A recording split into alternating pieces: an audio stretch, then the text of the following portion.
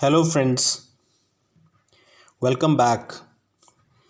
Now, our today's topic is new trends in ICT. According to your syllabus, it includes four terms. The first one, smart classroom. Second one, virtual classroom. Third one, mobile learning. And last one is online learning. जब आप इन words को सुनते हैं तो दो classroom से related हैं और दो मोबाइल लर्निंग से क्लासरूम से रिलेटेड टू टर्म्स हैं स्मार्ट एंड वर्चुअल और लर्निंग से रिलेटेड है मोबाइल एंड ऑनलाइन। आपको काफ़ी हद तक ये सारी टर्म्स बड़ी सिमिलर टाइप्स की लग रही होंगी क्योंकि इन सब में आईसीटी इंट्रोड्यूस्ड होती है, यूज़ में आती है। तो ये बेसिकली अप्रोचेस हैं।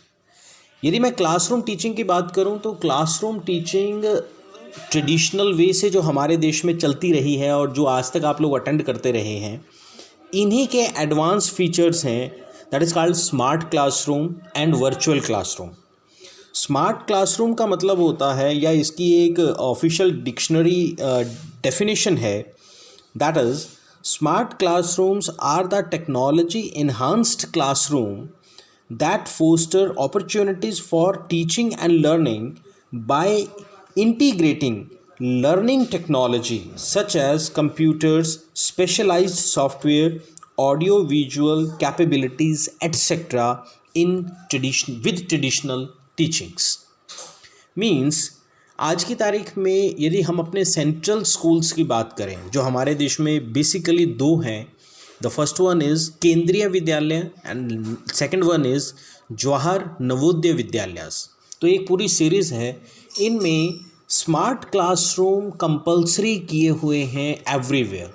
और जैसा अभी इसमें बोला गया था कि आपके टीचिंग लर्निंग प्रोसेस में टेक्नोलॉजी को इंट्रोड्यूस करने के लिए डिफरेंट मैकेनिज़म्स यूज़ किए जाते हैं। तो उसके लिए क्या होता है कि दो चीज़ों की रिक्वायरमेंट होती है। First one is a hardware, second one is some software. Hardware की यदि हम बात करते हैं तो हार्डवेयर में generally multimedia based black boards not black board, multimedia boards कहेंगे तो ज़्यादा अप्रोप्रिएट टर्म है।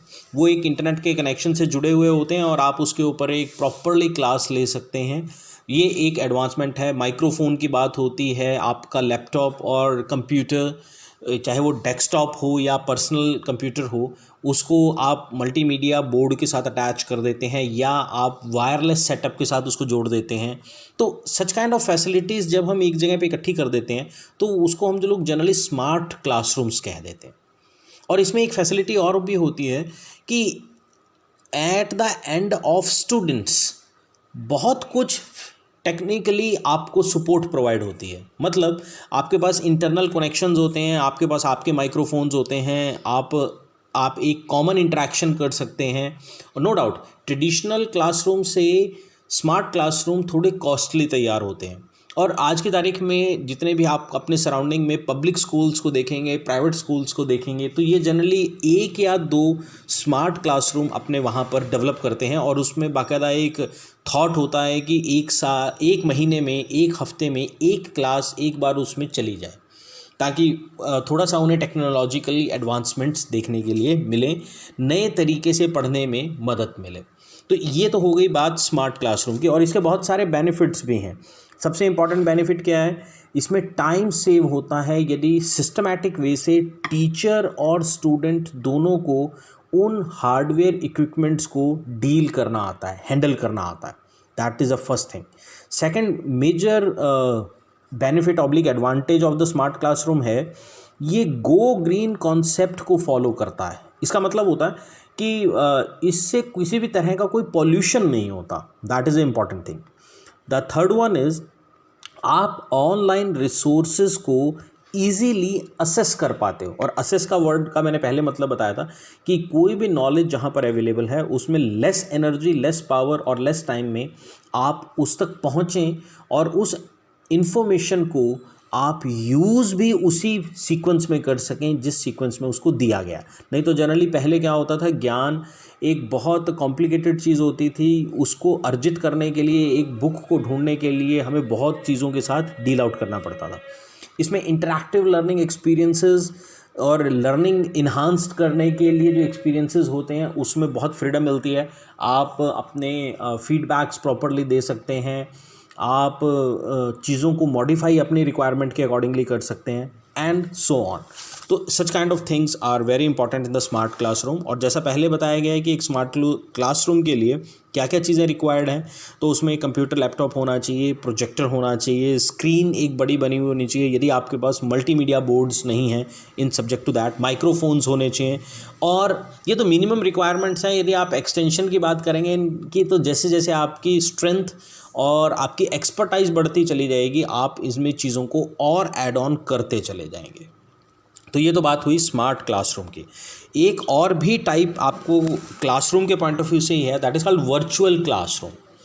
अब वर्चुअल क्लासरूम, वर्चुअल का मतलब होता है जो प्रैक्टिकली फिजिकली दिखता नहीं है बट वो एग्जिस्ट करता है। जैसे हवा, हवा दिखती नहीं है बट एग्जिस्ट करती है, आप उसे महसूस कर सकते हैं। तो स्मार्ट क्लासरूम ट्रेडिशनल क्लासरूम का एक एक्सटेंशन था, जैसा पहले बताया गया। बट वर्चुअल क्लासरूम में भी यही सारे इक्विपमेंट यूज़ होते हैं, लेकिन फॉर्मल स्ट्रक्चर नहीं होता कोई भी। फॉर्मल का मतलब है, यदि हम एक डेफिनेशन की बात करें जो गूगल ने प्रोवाइड की है हमें, a virtual classroom is an online learning environment that allow for live interaction between the tutor and the learner as they are participating in learning activities at any time। और एक और भी definition के point of view से है, the virtual classroom is a shared online space where the learner and the tutor work together simultaneously. For example, अभी हमने थोड़ी दिन पहले कई एक्सपीरियंसेस किए। फॉर एग्ज़ाम्पल, अभी लॉकडाउन है, लॉकडाउन में आप लोग अपने अपने घरों पे बैठे हो, फिज़िकली कॉलेज कैंपस तक आप नहीं आ सकते। तो ऐसी स्टेज में या किसी भी तरह का कोई और हर्डल है आपके सामने, तो क्या होगा कि मैंने आप सबसे रिक्वेस्ट किया और आप में से अधिकतर लोगों ने उसे माना भी कि जूम ऐप, आज उसको ऊपर थोड़ा सा ऑब्जेक्शन उठ रहा है कि जूम ऐप इज़ गुड और not good, it is a debatable issue, but इसको साइड पे रख के हम बात कर सकते हैं। जूम ऐप से आप लोग एक मीटिंग ऑर्गेनाइज करते हैं 30 से 40 मिनट्स के लिए। तो अब ये वर्चुअल क्लासरूम का एक एग्जांपल है। आप लोग अपने अपने घर पर बैठे हैं, आपके पास टेक्नोलॉजी है, आपके पास हार्डवेयर सपोर्टिंग डिवाइस है, और आपके पास एक पर्टिकुलर लिंक और meeting ID plus password available है। जब आप इसको डालते हैं या इनको प्रॉपरली हैंडल करते हैं तो हम लोग आपस में कनेक्ट हो जाते हैं और हम एक लाइव इंटरेक्शन करते हैं। मैंने कुछ कहा, आपका हाल चाल पूछा, आपने अपनी प्रेजेंट सिचुएशन सिनेरियोज़ को बताया, हम एकेडमिक डिस्कशंस को कंटिन्यू करते हैं उसमें, यहाँ तक कि हम लोग डाटा को एक्सचेंज कर सकते हैं and so many other things. तो ये है वर्चुअल क्लासरूम। अभी इस टाइम पे बहुत सारे इंस्टीट्यूशंस, बहुत सारे यूनिवर्सिटीज़ ऑनलाइन क्लासेस प्रोवाइड कर रही है, और उनको प्रोवाइड करने का मतलब है कि वो टीचर अपने घर पर बैठा है और बच्चों को एक पूरी की पूरी क्लास अटेंड करने के लिए बोलता है। जैसे जूम का हमने एग्जांपल लिया, एक और भी ऐसा ही प्लेटफॉर्म है, दैट इज़ कॉल्ड स्काइप। आप स्काइप से डायरेक्टली अटैच होते हो, आपके फैकल्टी और आप अपने एंड पे जो स्टूडेंट्स होते हैं उनको प्रॉपरली इंटरेक्शन होती है। और बहुत सारी वेबसाइट्स, बहुत सारी ऐप्स आज की तारीख में मौजूद हैं इस वर्चुअल क्लासरूम को प्रॉपरली चलाने के लिए, और अभी आने वाले दिनों में ये और भी डेवलप हो जाएंगी। तो इससे क्या फ़ायदा हुआ वर्चुअल से? तो ये है कि आपको फिज़िकली जाने की ज़रूरत नहीं है, आपकी लाइव इंटरेक्शन हो जाती है, आपका शेड्यूल्ड प्रोग्राम होता है, पहले से फिक्स होता है कि इस टाइम पे स्टूडेंट और टीचर दोनों अवेलेबल हैं, वो म्यूचुअली आप पहले मैसेजेस करके टेलीफोन पर टॉक करके फिक्सिंग कर सकते हैं। या ये है कि आपकी रिक्वायरमेंट के अकॉर्डिंगली हैं, आप उस लेक्चर्स को रिकॉर्ड भी कर सकते हो, रिकॉर्ड करके आप उन्हें दोबारा भी सुन सकते हो। या एक काम और भी किया जा सकता है वर्चुअल में, ये फ्रीडम है आज की तारीख में कि आपने अपना प्रेजेंटेशन दे दिया, बना के आपने अपलोड कर दिया, और जब आपको समय मिला आपने तब उसको कर लिया अटेंड। तो अब ये फैसिलिटीज़ वर्चुअल क्लासरूम की हैं। तो अब सवाल एक बुनियादी उठता है कि स्मार्ट क्लासरूम और वर्चुअल क्लासरूम में डिफरेंस क्या है? उसमें डिफरेंस यही है, स्मार्ट क्लासरूम ट्रेडिशनल वे से चलता है, टेक्नोलॉजी उसमें यूज़ होती है, लेकिन वो फॉर्मल स्ट्रक्चर है। वर्चुअल क्लासरूम फॉर्मल स्ट्रक्चर नहीं है। हाँ, चीज़ें फिक्स हैं, बट आपको एक फ्रीडम मिलती है असेस की कि आप कहाँ से उसको ऑपरेट करना चाहते हैं, कैसे ऑपरेट करना चाहते हैं, एंड सो ऑन। तो ये तो बात हुई हमारे जो न्यू ट्रेंड्स हैं स्मार्ट क्लासरूम और वर्चुअल क्लासरूम की। अब लर्निंग के पॉइंट ऑफ व्यू से भी दो तरह की लर्निंग करते हैं। ये तो क्लासरूम की बात हो गई, लर्निंग इज समथिंग डिफरेंट। इसमें भी दो वर्ड्स हैं, मोबाइल लर्निंग, ऑनलाइन लर्निंग। अब मोबाइल लर्निंग का मतलब है कि आज की तारीख में आप सब में से 99% बच्चों के पास 4G हैंडसेट है, और जब से जियो ने एक रेवोल्यूशनरी स्टेप उठा के आपको डाटा यूज़ करने की आदत डाल दी है, इंटरनेट डाटा यूज़ करने की आदत डाल दी है, तो आपके पास एक ऐसा 4G कनेक्शन है कि आप रफली 1 GB, 1.5 GB, 2 GB, जिनका इनसे काम नहीं चलता वो इससे ज़्यादा भी जीबीज़ का यूज़ करते हैं। GB is a unit to measure the data, कि डाटा कितना हैवी क्वांटिटी में आप लोगों ने यूज़ किया। तो मोबाइल मीन्स कि आप जब अपने इस हैंडसेट की हेल्प से डीलिंग करते हैं और आप पढ़ाई लिखाई की कोई भी इंटरैक्टिव टॉक करते हैं। For example, mobile learning is education via internet और network using your personal mobile device such as tablets, smartphones, whatsoever you have, to obtain learning material through mobile apps, specially इसमें यानी कि ये लगा लीजिए कि सीधे तौर से डील करने के लिए ये एक लर्निंग इन्वायरमेंट और एक प्लेटफॉर्म का काम करता है जो आपको इंटरेक्शंस करने में बड़ी मदद करता है। मोबाइल लर्निंग, आप अपने घर पर हैं, आप किसी भी लेक्चर को देख सकते हैं। जैसे सपोज़ आप यूट्यूब पर गए और आपने अपने सब्जेक्ट के लेक्चर्स को उसके ऊपर डाल के, या किसी एक्सपर्टाइज पर्सन के लेक्चर्स को उस पर सुन लिया। यहाँ तक कि अभी जैसे मैं रिकॉर्डिंग कर रहा हूँ, दैट्स एन ऑडियो रिकॉर्डिंग, तो ये भी मोबाइल लर्निंग का एक एप्लीकेशन है। तो मतलब क्या है कि इसमें एक सबसे बड़ा बेनिफिट ये रहता है, आपके ऊपर टाइम लिमिट नहीं होती। आप जितनी मर्जी बार इस बात को रिपीटेडली सुन सकते हैं, सेम स्टेटमेंट को सुन सकते हैं, या एक तरह से कह लीजिए कि ये आपके ऊपर डिपेंड करता है कि आपने उसको कब तक सुनना है। और उसके साथ साथ और बेनिफिट ये है कि आप इसको एक बार इंटरनेट से जब डाउनलोड अपने सिस्टम में कर लेते हैं तो उसके बाद ये आपकी प्रॉपर्टी की तरह काम करेगा। प्रॉपर्टी का मतलब है कि नाउ जैसे आपके पास अपनी पर्सनल बुक हो गई, उसी तरह से ही एक तरह से आपके पास पर्सनल रिसोर्स हो गया।